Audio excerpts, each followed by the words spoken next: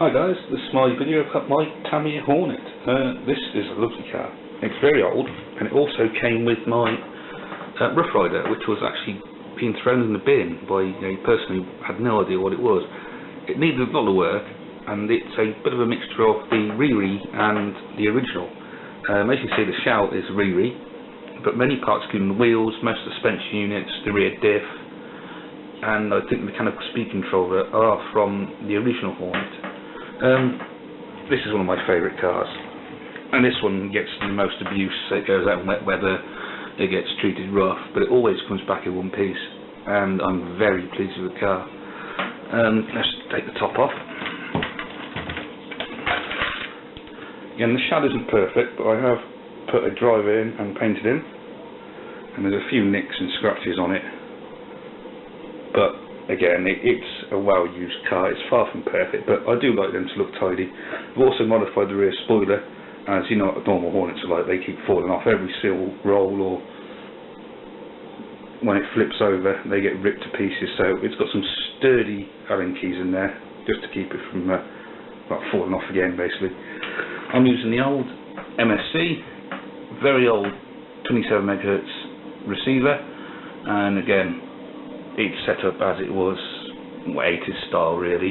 It's been fully ball raced all round, and it makes a hell of a difference. The runtime using a standard 7.2 NIM is about 30 minutes. You can probably push 40 minutes if you take it steady, which is incredible. You actually get quite tired of driving it before you run out of battery. The motor is a replacement new one, as the old one burnt out, but it did have a black-ended plastic old style 80s motor in, but it got too tired. The diff has been rebuilt many times, as I find it's quite a weak point on these. They have a tendency to crack on these screws here, and of course the diff splits open and it's a right mess. But I think this is the third diff I've put in this one, but again, I've used it for many years. The car itself is perfectly standard apart from being ball raced, and being a Hornet, it's interesting to drive. It's not a very stable car, especially at full power, and the steering is very wayward, but that's just typical Hornet driving to me. And to be honest, these things teach you how to drive remote control cars, in my opinion. The battery I use is Florion. That's what I use in all my other cars apart from the Rough Rider, as it won't fit. Very cheap battery online. I think I got two for about £20, and they last, and very pleased. It might be a cheap battery, but they do the job.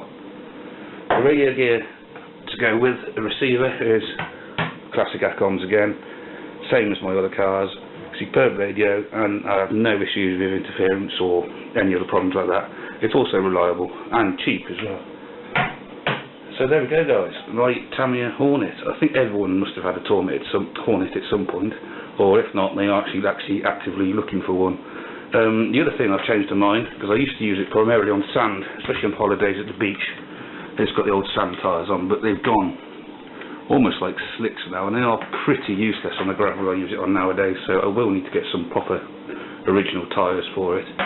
The front ones don't seem to wear out, but the handling on these, I don't think it makes any difference what tyres you put on the thing, as it's got a mind of its own anyway. So this one I didn't actually buy, as I said earlier. It was saved.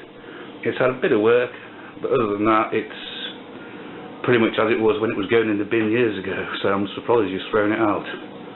But no, it's been saved. I've had it for about 15 years now, and it's used near enough every week whenever the weather's nice.